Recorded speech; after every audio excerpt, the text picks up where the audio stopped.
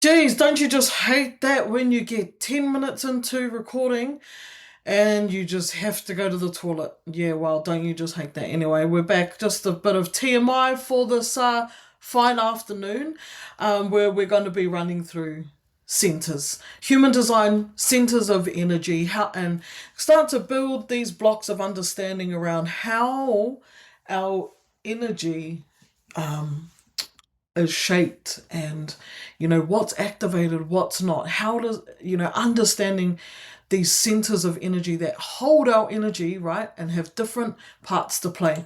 So let's jump into it. Did I just miss one? Yes.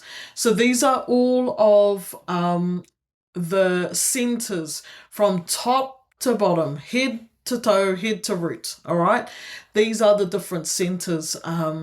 And they each have different themes because they each have different purposes. Like the mind is obviously different to the solar plexus. All right. So if you're familiar with the chakra system, that is a seven-centered being. So the like the spleen and the identity thing aren't there, right? This is a nine-centered being because according to the teachings, we evolved into a nine-centered being some hundreds of years ago, and so human design is built off of the evolution of a nine-centered being. Anyway, I'm not too caught up on those logistics, but there are a few. So I'll just run through them. So head, mind, also known as ajna, throat, where everything is trying to get to. Right, it is the gateway of creation.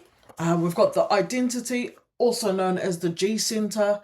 We've got the heart center, also known as the will center. We've got the solar plexus, often referred to as the emotional center.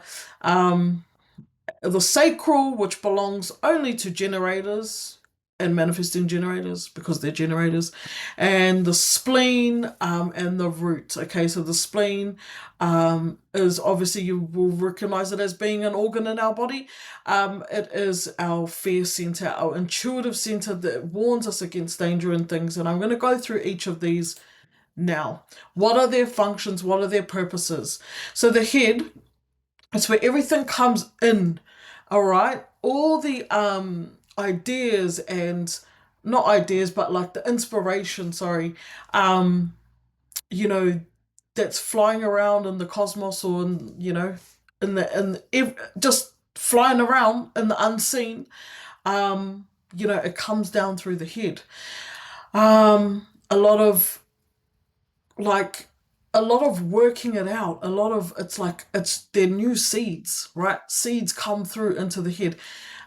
It's where inspiration enters. It's like oh, it comes in through an eye, like something we can see, and then we get inspired. um the mind, right? The mind, all about mental processing. It's like, okay, the seed has started to turn into a sapling, and now we're starting to arrange it. Then we've got the throat, which is all about manifestation, communication, where everything is trying to get to. The head is a pressure center; it's trying to come down to the throat. It's trying to get its energy down and out the throat. The root is a pressure center and trying to get everything up and out of the throat. So we've also got the identity, which I said is known as the G center, all about who am I and who loves me and where's my place and where do I belong. Um, the heart center, all to do with determination, to follow through and to see something through. To a lot of this back in the days, um you know the will to conquer, this sort of energy, it's going to go the distance. um Solar plexus, as I mentioned, is the emotional center. Yeah, it's where we have it's all our feelings. It's a motor. um it's where we have all our big feelings, all our varying spectrum, um different feelings, right, and moods. Sacral, as I mentioned, belonging to only the generators and the manifesting generators. This center holds like life force, vital energy that creates.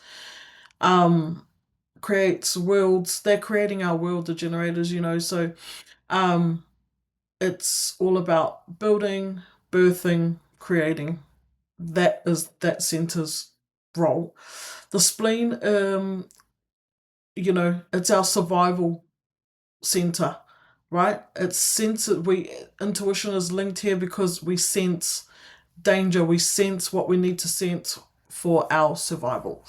The root, adrenaline, okay, drive, stress. As I said, it's like, think of it like a pushing up, like water coming out of a fire hydrant, or out of a volcano. It's like erupting, this kind of pressure that pushes up, and as I said, it's trying to get to the throat. Now, there's different things that happen depending on what state or what activations your centers are in. Okay, so we've got defined centers, undefined centers, and open centers. We're going to go through these really quickly.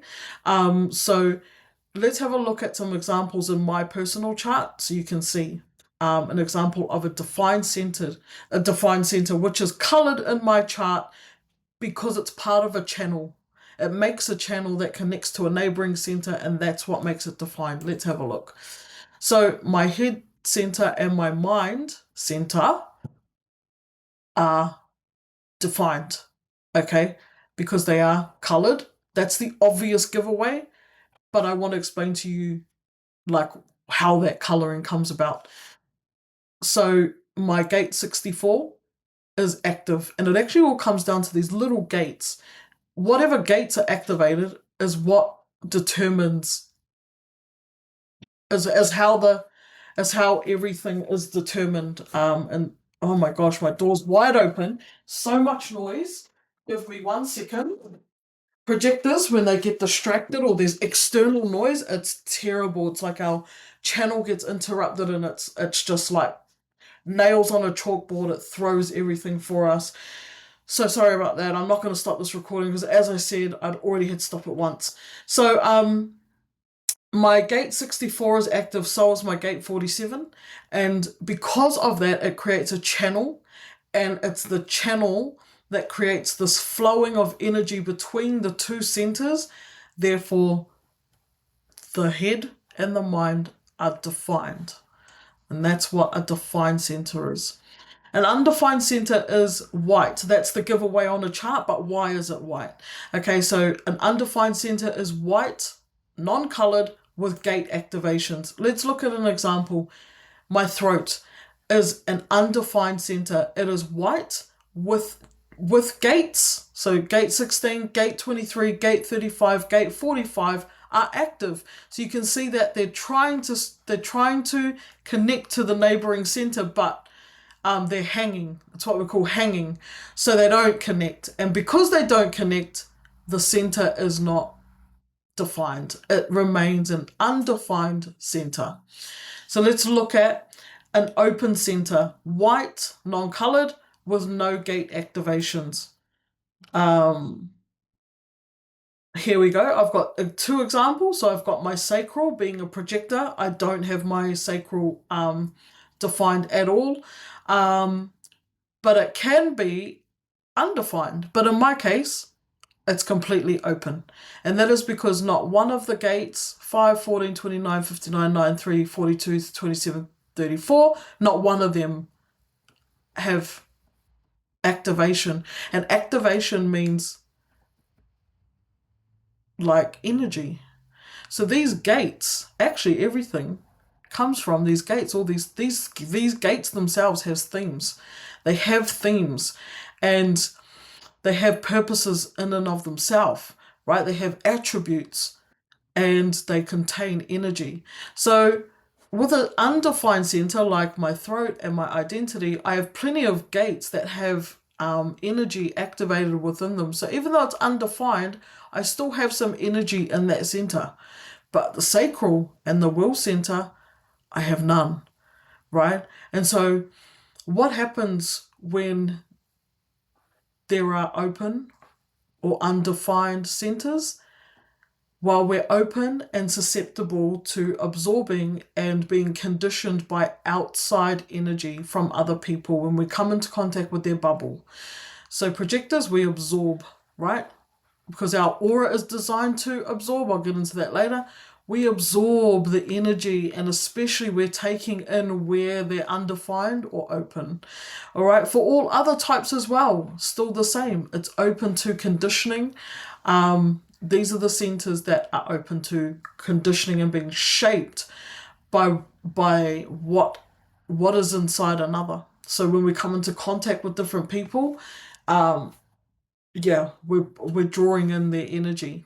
Okay, so this is very important stuff. But then our aura, which is why we did aura first, our aura is important to understand.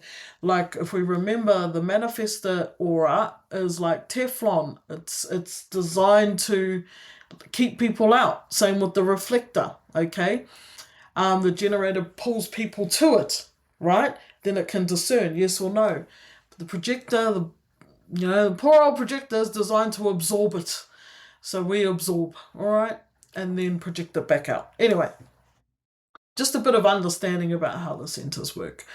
I think I'm going to leave this one here, and we're going to just keep moving. All right, catch ya.